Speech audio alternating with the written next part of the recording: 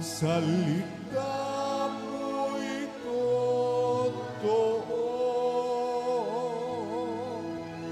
Kami ay pabanalin mo. Alleluia, alleluia.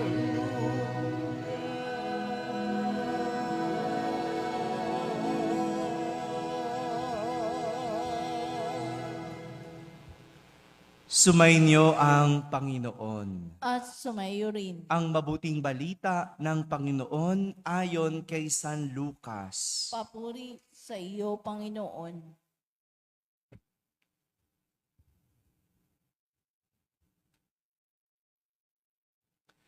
Noong panahong iyon, tinanong ni Jesus ang kanyang mga alagad ng patalinhaga, maaari bang maging taga-akay ng bulag ang isa ring bulag? Kapwa sila mahuhulog sa hukay kapag ginawa ang gayon. Walang alagad na higit sa kanyang guro, ngunit kapag lubusang naturuan, siya'y magiging katulad ng kanyang guro. Ang tinitingnan mo ay ang puwing ng iyong kapatid, ngunit hindi mo pinapansin ang tahilan sa iyong mata. Paano mo masasabi sa iyong kapatid, "Kapatid, bayaan mong alisin ko ang iyong puwing," kayong hindi mo nakikita ang tahilan na nasa iyong mata? Mapagpaimbabaw. Alisin mo muna ang tahilan sa iyong mata at makakakita kang mabuti. Sa gayoy, maaalis mo ang puwing ng iyong kapatid. Mga kapatid, ang mabuting balita ng Panginoon. Pinupuri ka namin, Panginoong Yesukristo. Umupo ang lahat at makinig sa homilya. Isang magandang umaga po sa inyong lahat. Magandang umaga sa mga nasa barangay, sa mga nasa tahanan na nagsisimba via online at sa lahat ng nasa abroad. Kasama kayo sa aming banal na pagdiriwang dito sa ating parokya. Minsan lang magtanong si Jesus sa mga tao. Pero itong tanong na ito ay hindi lang para mag-isip ang tao, kundi higit sa lahat para gisingin ang tao. Minsan lang magtanong si Jesus. Madalas, sinong tinatanong? Hello. Ang madalas na itanungin, si Jesus. 'Di ba? Madalas siyang tanungin ng mga Pariseyo, ng mga eskriba. Ngunit yung tanong nila kay Jesus, hindi para makaalam, kundi para subukin siya, para siluin siya. Di ba tayo, pag nagtatanong, gusto mong may malaman, tama ba? Pag nawawala ka at hindi mo alam ang lugar, anong gagawin mo? Di ba? Nagtatanong ka, di ba? Saan ka nagtatanong? Sa pulis, kanino pa? O sa mga tricycle driver, di ba? Yung may mga alam ng lugar. No? Kapag nagtatanong, gusto mong makaalam. Si Jesus, pag tinatanong, sinusubok siya. Pero si Jesus, sa araw na ito, siya naman ang nagtanong.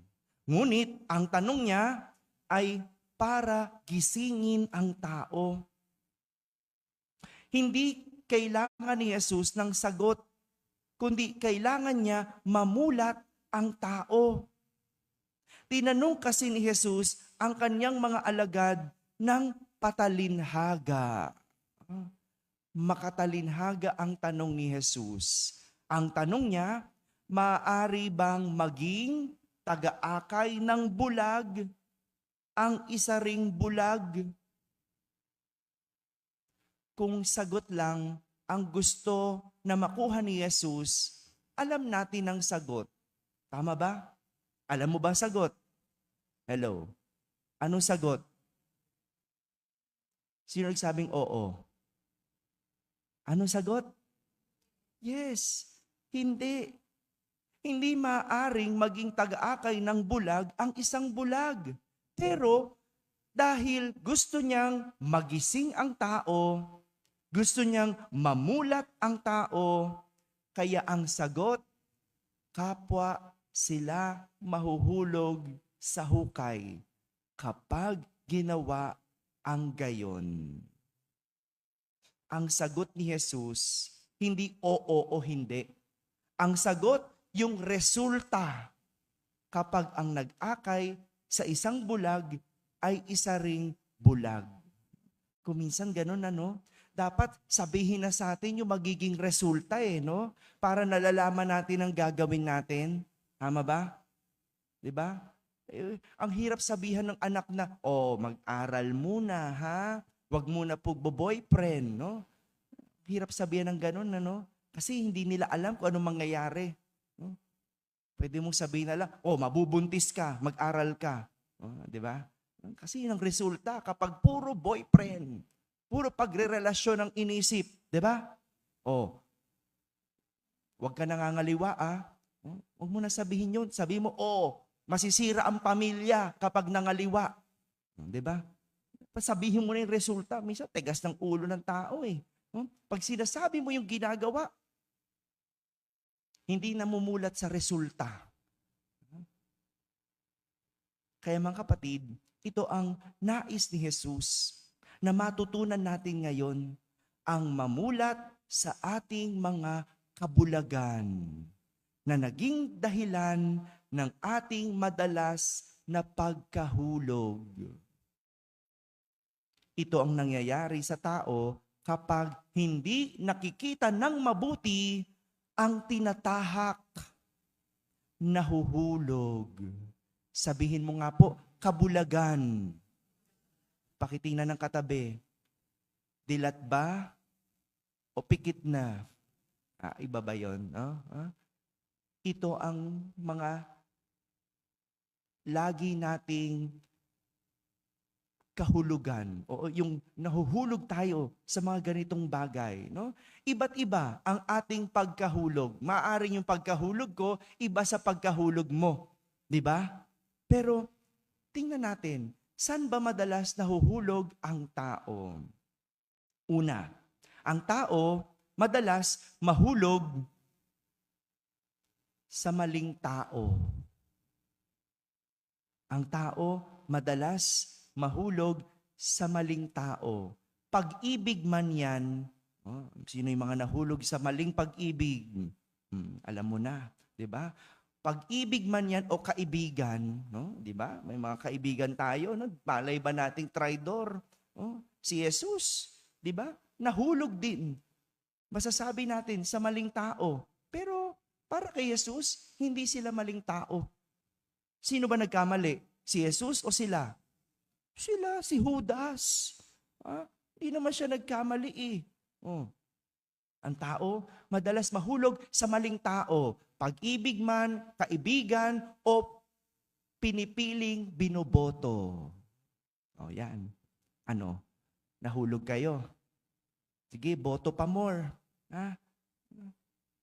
Dahil hindi tinitignan ang tinatahak, kaya ayan, nahuhulog, nagkakamali, nadadapa, nasasaktan. Imulat kasi ang mata. May asawa na pinapatulan pa. Hello? Tapos iiyak-iyak ka ngayon, nahulog ako sa maling tao. Alam mo nang may asawa. May kilala kayong ganon? Ang kulit, di ba? Ang kulit. Alam na nating magnanakaw. Binoboto pa. Ang kulit, di ba? Hindi kayo makasagot. Di ba? Sinuhulan ka na, binoto mo pa. Isang sinyalis na yan No? Sinusuhulan ka, alam mo, sa huli, babawi. Di ba? Yan ang nakakalungkot. Pag hindi mo alam at hindi mulat ang iyong mata, sa tinatahak, ikaw ay mahuhulog. Pangalawa, na madalas mahulog ang tao ay sa pera. Una, nauhulog ang tao sa maling tao. Pangalawa, nauhulog ang tao sa pera. Walang masama sa pera.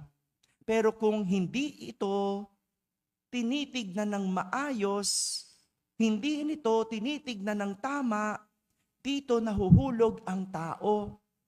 Kapag naging ganid at madamot, wala namang masamang yumaman. Pero daanin mo to sa mabuting paraan. Tama? Kung tayo nga lumalaban ng patas, lumaban din kayo ng patas. Ha? Tingnan mo, ang daming ghost project. Ha? Ayaw lumaban ng patas. Gusto kumubra ng kumubra. Kasi nahulog na sa pera. Huwag na tayong manisi ng ghost project. No? Nagsimula rin naman yan sa atin. Yung mga simple natin. O di ba? Nung bata, sasabihin mo, Nay, may project kami. Pengi 1,000. Nay, may project kami. Magkano hinihingi ng anak nyo sa project nyo? Ng mga anak? Ha? May project ba talaga? O, di ba? Wala namang project. O, di ba? O, kasi nung bata pa, mahilig humingi ng pang-project kahit walang project. Muta mo na? Kaya ngayong matanda na, ghost project. Ganyan Bakit? Kasi nakatingin lang sa pera. At dyan tayo madalas mahulog sa pera. Kahinaan ng tao, pera. At marami pang iba. Nahulog tayo sa bisyo, nahulog tayo sa kapangyarihan, nahulog tayo sa kasikatan, nahulog tayo sa impormasyon. Maliman. Diba? Maling impormasyon. No? Yung nagsisinungaling ka. Yan, maling impormasyon, yung pangangalat ng ganyan, yung pagsisinungaling, no? Yung may kumakatok, naniningil, sasabi mo, anak, sabi mo, wala ako. Diba? Ba't ka nauhulog doon? Kasi, hindi nag-ipon ng pambayad. Hindi nagtabi ng pambayad. Inuna ang parcel. Alam niyo ba yung parcel? Yung mga chine-check out nyo. No? Check out ka ng check out, pero ayaw mo magbayad ng utang. Mali ang tinitignan. Nabubulagan.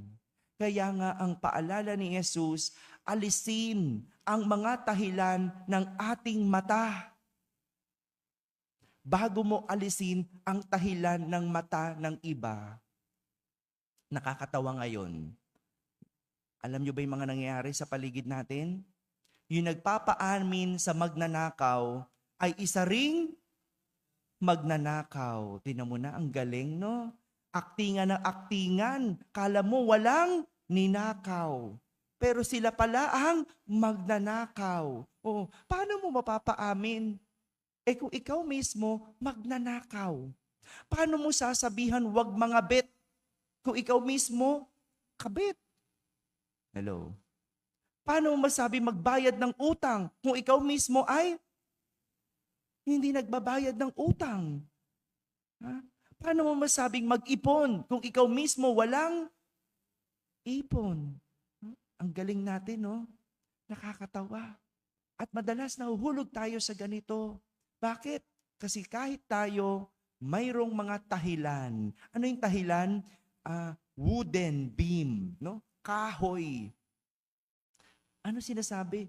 Alisin mo muna yung tahilan mo. Inaalis mo ang puwing ng iba.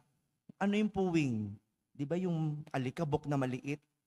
Gusto mo, alisin ang puwing ng iba, pero ikaw, may tahilan. Merong kahoy sa mata. Kaninong mas malaki ang problema? Sa'yo. Sa atin. Sa sarili natin. Kaya ayusin natin sa atin at saka natin ayusin sa iba. Mga kapatid, ang panyaya, buksan ang ating mga paningin. Hindi lang para huwag mahulog at huwag madapa. Buksan ang paningin at tumingin kay Jesus. Dahil siya ang magbibigay ng liwanag sa ating mga mata. Amen. Amen.